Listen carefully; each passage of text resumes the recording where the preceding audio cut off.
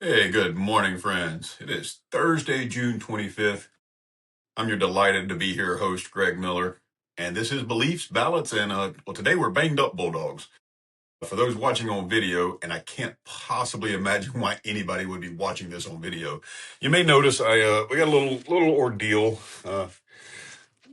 Little dislocated shoulder from trying to be competitive athletically at an age where I should no longer be competitive athletically. So we're going to move past that. We're working off the injured list today, but that is the explanation for why we didn't produce anything yesterday. I was in the emergency room getting a dislocated shoulder reset until about 5:30 or so yesterday morning, and just didn't have the energy or focus to do much of anything productive yesterday. So we're back today with what I hope will be a good message. The message today is don't mistake God's silence for God's absence. And the scripture verse comes to us from a book that I got to be honest, I don't study a lot, don't know a lot about, and haven't read a lot. So this was nice. It's Habakkuk, one of the minor prophets, chapter 2, verses 1 through 3. I will stand at my watch and station myself on the ramparts. I will look to see what he will say to me and what answer I am to give to this complaint. And this is the Lord's answer coming.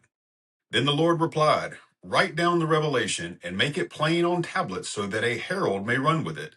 For the revelation awaits an appointed time. It speaks of the end and will not prove false. Though it linger, wait for it. It will certainly come and it will not delay. I think this is one of the more misunderstood passages, but it's one that's very relevant, and I think we can tie this home so all of us can use it. People often focus on the vision portion of this, but I think they're missing the context here. This is not Habakkuk is in no way celebrating. He's questioning God. Make no mistake about it. He's looking around, and as I think some of us have been guilty of from time to time, he's simply looking around at everything going on around him and saying, "Hey, God, where are you?" Hard not to think about that right now when we look around the just the absolute silliness and the evil in this world that seems to just go about its business with no repercussions.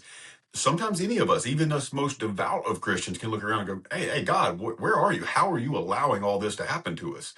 And so I think that's something that very much ties home to current events. Habakkuk here is, and it's simple. We were all guilty of this. He's just frustrated because he doesn't understand God's timing. And you'll notice God doesn't rebuke him for asking questions. God in no way is offended by our questions or put off by our questions. And instead, God, instead of getting angry or pissed off at Habakkuk for questioning him, he just says, hey, says something profound. Stand your ground, stand your watch. In other words, just stay faithful. And I think that's what God is calling most all of us to do these days. Stay faithful, stay alert, stay where he has called you to be. And what God is saying here to Habakkuk, and what I think he would say to all of us if we'll listen to him is, I'm still here working in your life, even when you can't see it. I know a lot of us. I mean, how many people today, and myself, I can definitely relate to some of these on this list. How many people are asking, hey, why isn't my marriage getting better?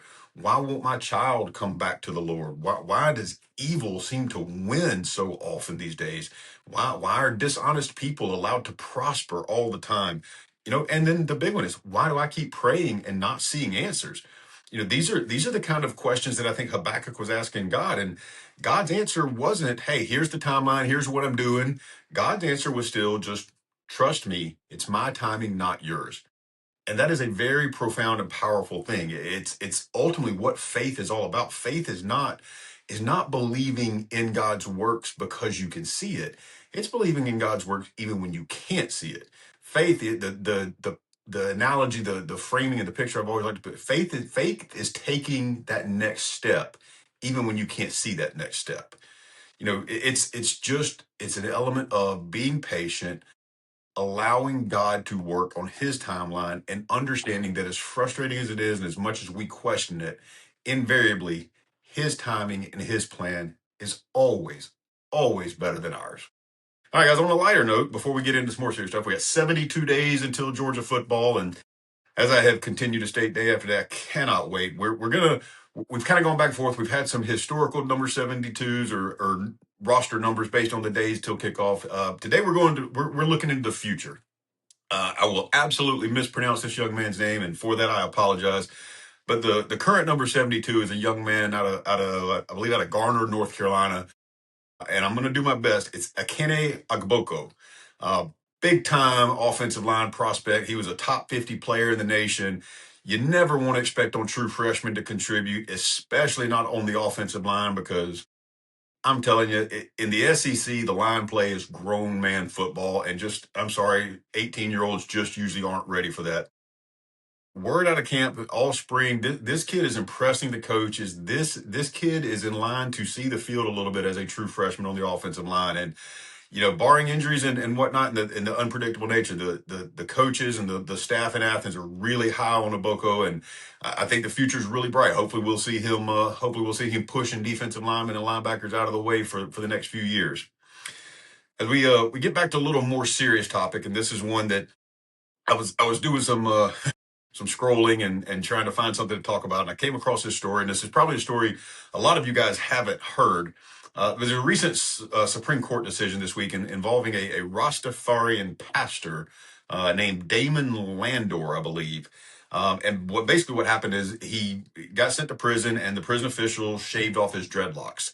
Well, if you know anything about Rastafarians, the dreadlocks are part of their religious culture. It is a big deal as part of their religious freedoms, and the court blocked his lawsuit for any damages, monetary or otherwise, which kind of leaves you with the question of, hey, if religious rights can be violated with no repercussions, what's really the point of even having religious rights? What good is a right if there's no accountability for violating it? In other words, we all love, and myself included, we all love religious liberty when it protects our religion. But the real test is whether or not we're willing to defend religious liberty when it's in a religion that we don't agree with. Uh, rights without accountability, and this is a perfect example, it's just words on paper.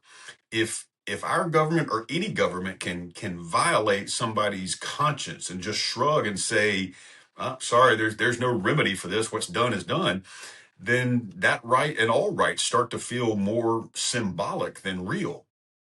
Taking this from a Christian standpoint, and the reason why this matters is we should never build our view of liberty and freedoms and rights just around our group. If religious freedom only matters to us when it's our religion, then we're not defending religious liberty at all. We're just defending our faith. And now God calls us to defend our faith. I defend my faith all the time, but that's not this topic. This topic is about religious freedoms and religious liberties as a whole. Proverbs chapter 31, verses 8 and 9.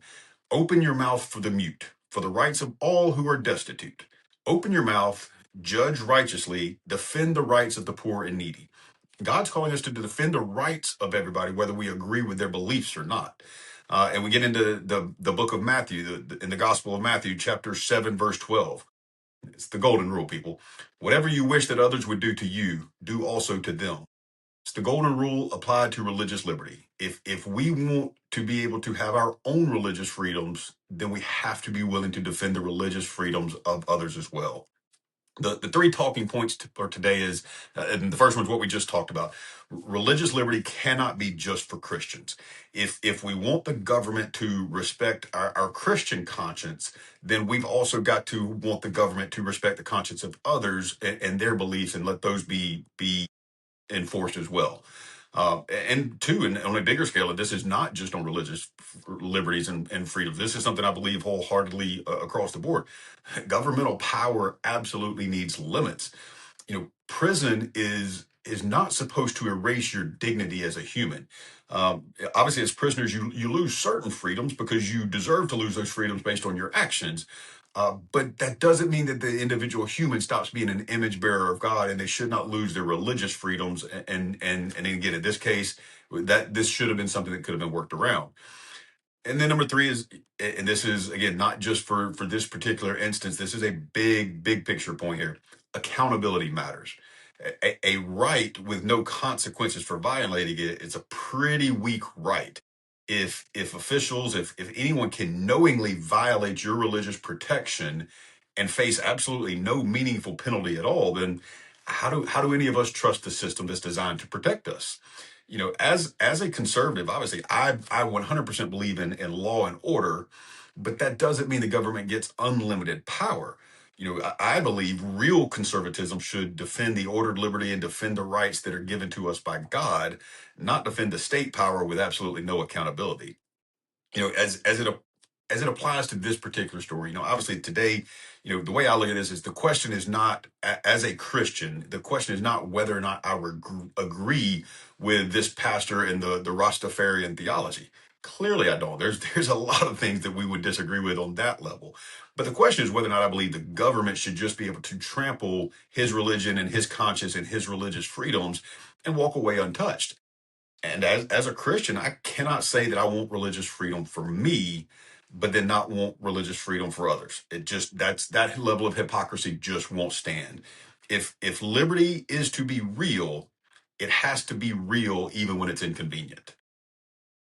As we wrap up and we get back to the original theme of the day in the book of Habakkuk, maybe somebody listening to this and you know who you are. Maybe something's been weighing on you, and maybe you've done what the Bible calls you to do. Maybe you've been praying for months or years, and it's natural. Maybe you're wondering, you're looking around wondering, hey God, where are you? God, have you forgotten about me?